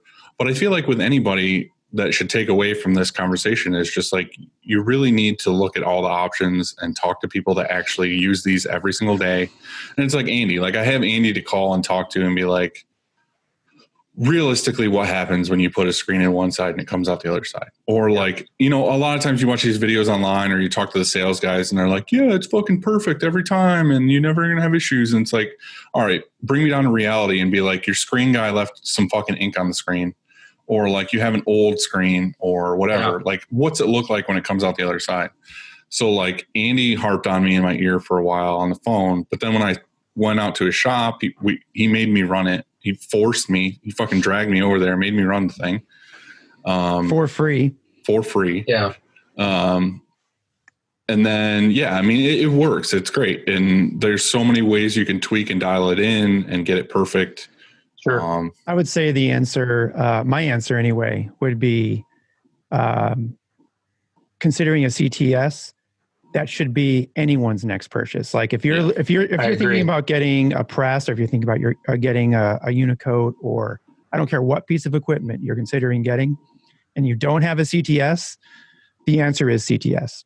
I feel like the Reclaim should be like almost the last purchase, because like I feel like you need to dial in your presses, get all your printing and the stuff that makes you money every day done and over with, and get that like solidified, and then it's like work on. Like you definitely like CTS and your screen room, dial that in. But I feel like the Reclaim part, if you still have guys cleaning and you're still able to do all the other stuff, that should be a thought of like, all right, now I'm going to dial this in and get this to where it needs to be. Well, I think auto reclaim is naturally towards the end of, or further into your existence, because you need to justify it with screens. Yeah, you got to be. Yeah. You're not, if you're only burning 10 screens a day, you only need to reclaim 10 screens a day. Why would you go buy it? Yeah. And you have to look at it from a perspective of the bigger bang for your buck. We've got two autos. We have auto reclaim, auto coder, and Starlight, and everywhere that we can speed the process up. And then you have to look at that compared to the price tag. So what is the real ROI on an auto reclaim? Because I've had chemical reps tell me to my face, we would love for you to buy an auto reclaim because you're going to be buying 50 times as much chemical from me every month. Because it works. Yeah, of course it's going to work. If you Niagara Falls chemicals across the screen, it's going to get reclaimed. Of course that's going to work. And so, but if you look at it from a pure ROI perspective, and I get this from my dad, who's natural pessimist, coupled with being an automations engineer. And I'm like, Dad, like, what do you think about this auto reclaim? And he goes, oh, it's like $70,000. Yeah, it's a $65,000 in stainless steel, and then $15 in spray nozzles. And then you put 55-gallon barrels of chemical through it. I'm sure it's going to clean your screen off. And so if you look at it from a pure ROI perspective, of course it's last on the list, because if you're going to put $60,000, $70,000 into an auto reclaim, how many just brand new screens could you buy with half of that money and then just throw them in the dumpster when you're done and not have to worry about reclaim at all? Scott, I'm going to blow your mind right here. Here's how much we put in for reclaim in chamber 2. Ready? 8 ounces. So it's how often? So I actually spend less money on, like on the dip tank, for example, because it's, we used to buy Supra by the 5s, and it's pretty expensive. And so now we go to 55 concentrate. And I guess you could probably do that now, even with the dip tank. And so I would recommend anybody to do that, is you can just buy the concentrate. Sort of like when you go and buy laundry detergent now, you can buy the concentrated stuff, formula or whatever. Yeah. So you're putting less in. So that chamber, there's less in, actually. And then the 701, let's see. So I don't know. I would say that before, how we were using our ink degradant is we had a spray bottle, right? And so we were in our booth and we'd spray the screen. Every screen, we'd spray the screen, scrub brush, flip it around, scrub brush, probably spray the screen again, and then rinse all that chemical right down the drain. And then go to your next screen. Well, 701, we dump 15 gallons in. It's 15 it's 3 5s, so 15 gallons of 701, and then the same amount of water. And that just stays in there. Like I've probably had that one in there for, maybe we changed it a month ago, and I think I could probably go almost 2 months. Depends on how many you're processing, right? So I would say maybe 30 days. And which is, I have no idea how much I was spraying on each screen. I could go back and look, but our chemical buy isn't anymore. It's less. And so I really would like to go look at the ROI and find out, because really that's a selling point, isn't it? Like if I'm M&R, I'm saying, hey guys, by the way, if you buy this Ecotex, your chemical spend is going to be in half or whatever it's going to be. I would say it's definitely less than I was using before, but I don't know the number, but I'm going to find out. I feel like the one thing that paid itself off the fastest out of anything in our whole shop was the CTS. Yeah. I feel like that paid itself off in a year of like just ease of use, time per labor, everything. Like it just fucking was one of the best things we ever did. But I feel like I'm in the same kind of boat as you, Scott, with the reclaim. Is realistically, my guy isn't necessarily complaining at me that he can't keep up with screens, the guy who cleans screens. It's more the fact of you feel bad for him having to clean screens all day long. Yeah. So, and the safety of it. Right. Well, that's what I mean. I feel like the only reason why I'm going to buy one is for quality of life for that employee. Absolutely. Yeah, he's going to get more screens done and whatever. That's great. That's awesome. I'm glad they're done earlier and I could use him in other places to shop.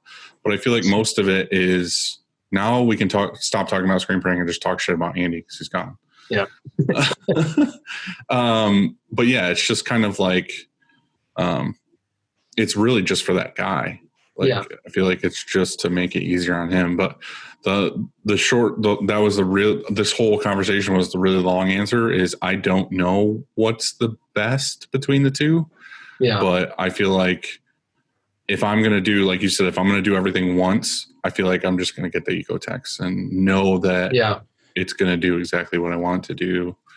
Well, one of the things in my personal approach to things this year really has been just pull the trigger.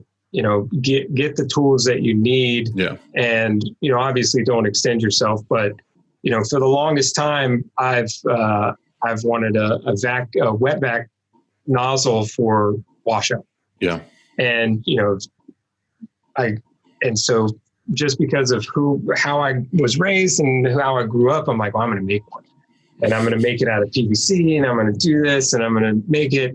And then, I started making one like a year ago, and it doesn't exist, and it's in pieces in the back, and it's just one of those projects I never get around to. Mm-hmm. And so a couple of weeks ago, I just called up, Bruce from Saudi, and I'm like, send me one. You buy it for like $20. Just send me one. Yeah. And for what it is a little bit of a price tag.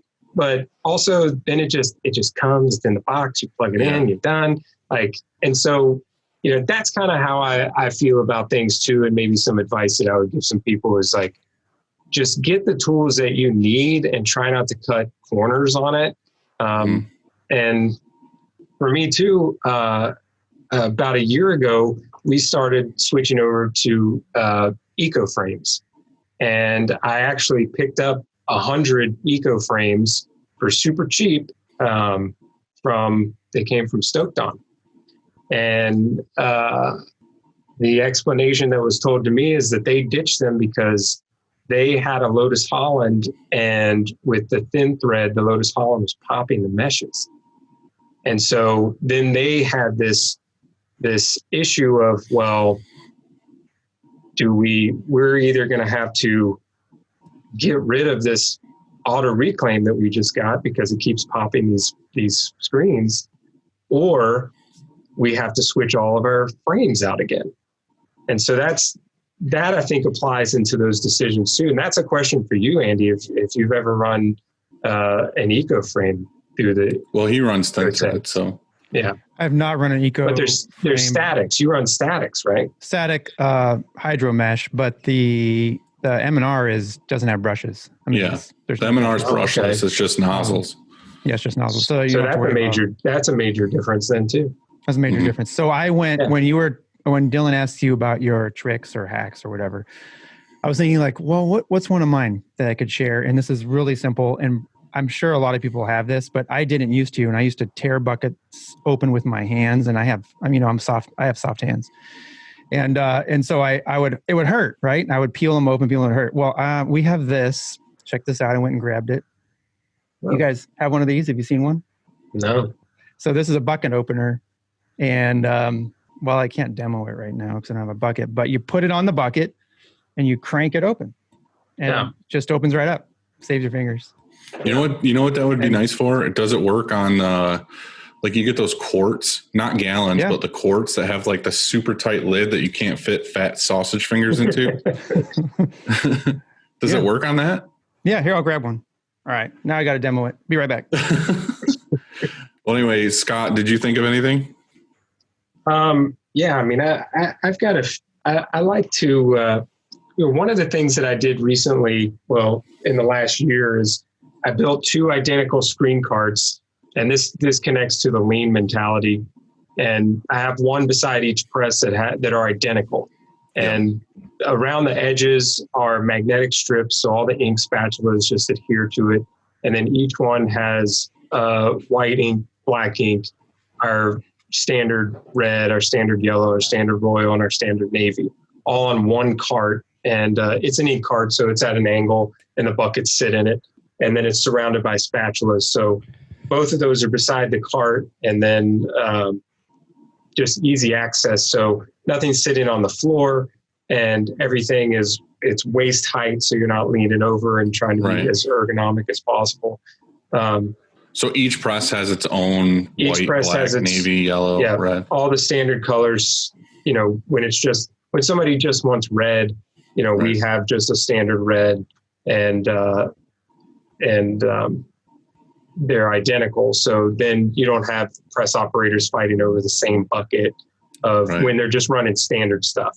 Now when it comes to the individual Pantones, it's different, but I got a sample cord of Monarch. Check that out. Shout out to Monarch. Is it Aaron? Yeah, it's Aaron. Yeah, Aaron. Monarch. Turn it around if you're going to open it. All right. So see how that fits right on there? Yeah. See that? Yeah. I've never done it while I'm holding it. Usually you put I hope it goes all over your computer. But you just pop it. Usually it's sitting on a. I really want this to go badly for you. Nope. Not going to happen, Dylan. Not going to happen. Can you see that? I can see it. So it's starting to open. See that? Yeah. Push it really hard. Shut up. Flip it open. So you go more. Right on your keyboard. Usually, like I said, I'm on a counter. I feel like this is the Wayne's World suck and cut right now, where this isn't slow-mo. This is real time right here. There. See? Yeah, for all the people listening, it was really exciting. Hey, tune into YouTube and see. So I opened it like that, and it can open the rest of the way. For everybody listening, he opened a quart, and that was it. That's all that happened. Ooh, yeah, that is pretty cool, though. I do want one. I'm not gonna lie. All right, well, we'll have them for sale. Shurkong quart and gallon opener, 5 gallon too. $29.95. 5 gallon works for fat fingers. Most gallons work for fat fingers too. It's those tiny little Like usually if I have to open one of those, I have to go get like a flathead screwdriver or something to like pry it up enough where I can get my fingers under it. Yep. Not with this. It's pretty handy. Yeah. Yeah. I would, one of the things that just popped into my head as far as a tip goes, still connects back to the lean thing. We use Kanban cards here. So we have a small laminated card that has a list of what the supply is, the supplier we get it from, and the contact information. And then that is also organized and on a shelf that's labeled. And we have that for almost everything in the shop. So screen tape versus packing tape. And then where the shop tells, where like the disposable shop wipes are versus like the bathroom paper towels. And the Kanban card is used. We actually use a jewelry organizer that we got on Amazon for like $12, and the laminated card just slides down in there. So anytime that's how we keep up with ordering supplies. And so we will attach that to the second to the last emulsion bucket, for instance. We'll put a Kanban card on the second to last gallon of emulsion that we have. So when we get to that, when that gets opened up, we take the card, we put it up front that's next to the office. And that signals that we need to order emulsion. And then that way we're never like, oh, we're out of something. Mm-hmm. And now we have to scramble and have something next date, or we have to, or we run out of something. Yeah. I really and like so that. We're always prepared. We always have some left on the shelf. It's that last couple cans of whatever, or it's the last 12 pack of tape or whatever it is. And we know what needs to be ordered, also where it needs to be ordered from, the contact information, and then when it comes in, where it goes. Yeah. And that's a work in progress. Our Kanban system's not perfect. But that's something that, we put a lot of effort into trying to be as organized as possible to eliminate really any of the staff not knowing where something is or where something goes. And that's something that's like for most bigger, medium to bigger size shops do this, but like for anybody listening, that's a smaller shop. And I've done this when we were a younger shop too. It's just like, you should have at least 2 of everything. Yeah. Like double inks, you should have everything. So my rule, same thing for the guys out there, is like if they're using, say there's 2 cases of web glue or white ink or something, like if you use one and it's gone, tell me and I'm ordering another one.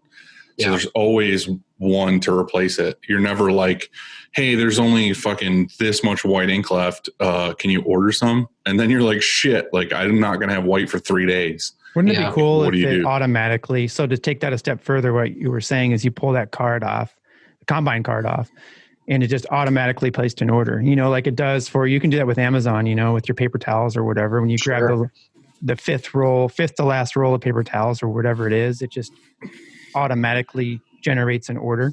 Well, you can do that do that with some reps. Like for us, there's Davis International in Rochester. Shout out to AJ. They have that where basically they look at your numbers of like what you order and they're like, all right, well, you order like a 5 of white a week. They're like, well, we can just put it on auto where like every Monday we ship you a 5 of white, or, tell us like, hey, for the winter months, we're going to send you a case of, web glue a week or every 2 weeks or something. So it's always nice to just get stuff dropped off without even thinking about it. But yeah, I feel like that's an idea that we all should just get royalties for when Bruce builds that into Printava. Yeah. He just listens to all these so intently to be like, I'm gonna do that. What can I do? Yeah.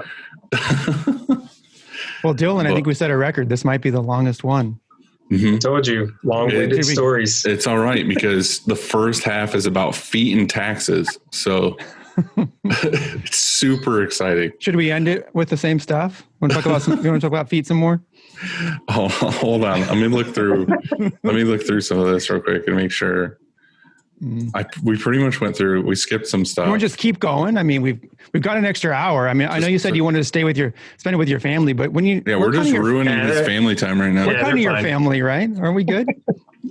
I'm curious on one thing real quick. If you weren't a screen printer, what would you be doing? A lot of times I wish I wasn't. Throughout the years, this can be a stressful industry.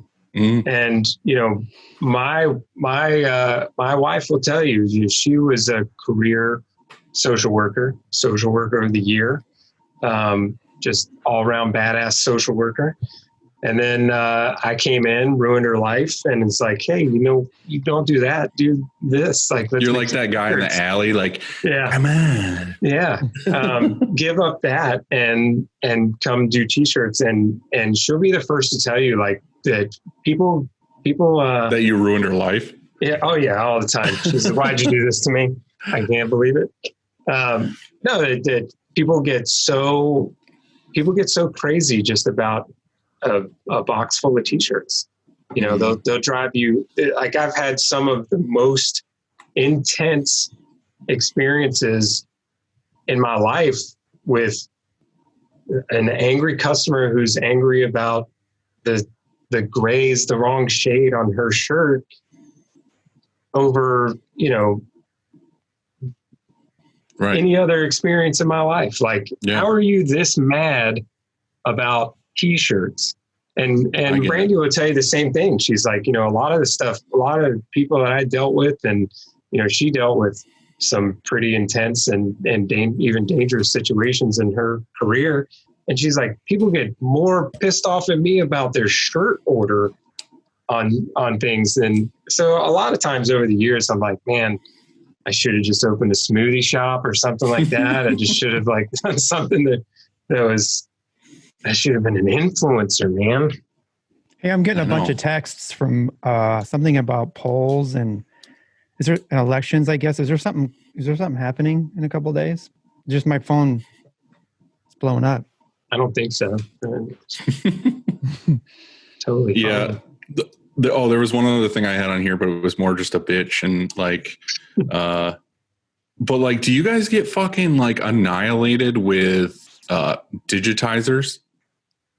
I probably get 3 calls a day, 10 DMs on Facebook, Instagram, everything from digitizers being just calling here asking if we need a digitizer. And I'm like, we don't even do embroidery in house.